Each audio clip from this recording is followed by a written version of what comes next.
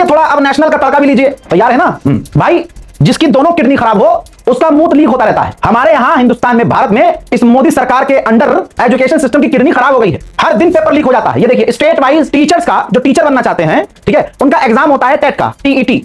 महाराष्ट्र के थाने से टेट का पेपर लीक हो गया है। अब जो बच्चे टीचर बनना चाह रहे थे, ठीक है, और ज्यादातर बहुत सारे बच्चे हैं जो टेट का एग्जाम क्लियर करना चाहते हैं। टीचिंग अब ऐसी लाइन हो गई है कि भैया एक सीट पर 20 बच्चे हैं, पढ़ाई कर करके बेकार हो रहे हैं, शादी की उम्र निकल गई है और कईयों की शादी हो गई है, फिर वो टेट का एग्जाम देने जा रहे हैं और भैया पेपर लीक हो जा रहे हैं। अब वो बेचारे क्या करेंगे? बच्चा हो जाएगा, वो गरीबी से दो चार होते रहेंगे, खुदा ना खास्ता कोई अपने आप को खत्म कर ले इसमें भी। ये हमारे भारत का एजुकेशन सिस्टम है। लेकिन बोलो नहीं, बोलोगे, सच बोलोगे तो गिरफ्तार हो जाओगे। अब आगे की सुनिए। ऑपरेशन सिंदूर में हमारे देश के 6 जांबाज शहीद हुए।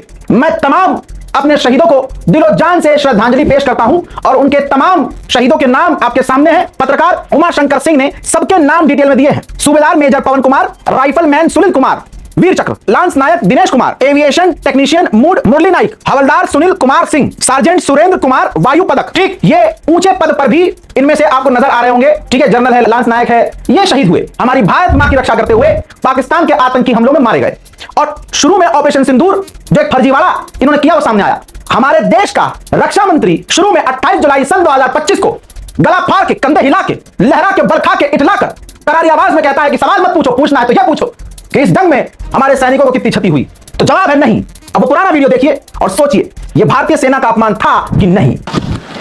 और आपको प्रश्न पूछना है तो यह पूछिए, आपको प्रश्न पूछना है तो यह पूछिए कि इस ऑपरेशन में क्या हमारे जांबाज सैनिकों को कोई क्षति हुई है? तो उसका उत्तर है नहीं। शर्म तुमको मगर नहीं आती। अब वो राष्ट्रवादी चिंटू संगठन वाले जो बात बात पर मस्जिद के आगे मुजरा करने लगते हैं, जो बात बात पर राष्ट्रभक्ति दिखाने लगते हैं, सिखाने लगते हैं, कोई भी देश में प्रदर्शन हो वहां जाकर आतंक मचाकर अपनी औकात आरएसएस वाली दिखा देते हैं, संघी मानसिकता दिखा देते हैं। आप बताइए, क्या उनकी मां ने ऐसा दूध उनको पिलाया है कि इस पर?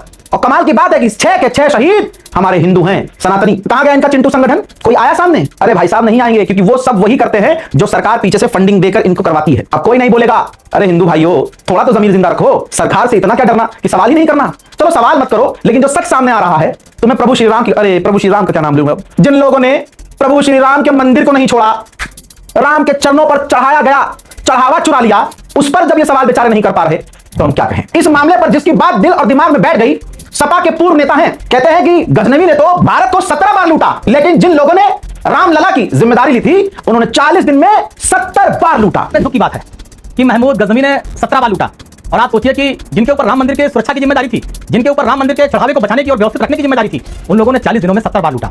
गजनवी के रिकॉर्ड को तोड़ने में इन लोगों ने कोई कमी नहीं की। बाबा कह रहे कि दूध का दूध पानी पानी कर देंगे। बाबा को लोग बुलडोजर बाबा कहते हैं। 140 करोड़ लोगों की आस्था के साथ इतनी बड़ी लूट हो गई, डकैती हो गई, बाबा का बुलडोजर चला ही नहीं, एनकाउंटर हुआ ही नहीं। वहीं पूर्व जज जब पूर्व हो जाते हैं तब उनके अंदर जिगर आता है सच बोलने का। अगर भाजपा उनको कुर्सी ना दे कोई रिटायरमेंट के बाद, तब उनको हिम्मत होती है बोलने की। तो एक बोले हैं, पूर्व जज हैं, माननीय हैं, कहते हैं कि आज अगर आपको सुप्रीम कोर्ट का जज बनना है तो बीजेपी समर्थक होना होगा। सोचिए, ये पूर्व जज कह रहा है, कोई ऐरा गैरा आदमी नहीं कह रहा है। यह हमारे मुल्क की सच्चाई है दोस्तों। सिर्फ यही नहीं, यहां पर याद आया कि आपने खबर सुनी होगी कि अब कह दिया है सरकार ने कि पासपोर्ट आपकी नागरिकता का पहचान नहीं है। आधार कार्ड पहले कह दिया कि यह आपकी नागरिकता का पहचान नहीं है। घर के कागजात नागरिकता का पहचान नहीं है। पैन कार्ड नागरिकता का पहचान नहीं है। वोटर आईडी कार्ड नागरिकता का। सवाल यह है कि फिर है क्या नागरिकता का पहचान? अरे भाई साहब, नागरिकता का कोई सबूत होगा?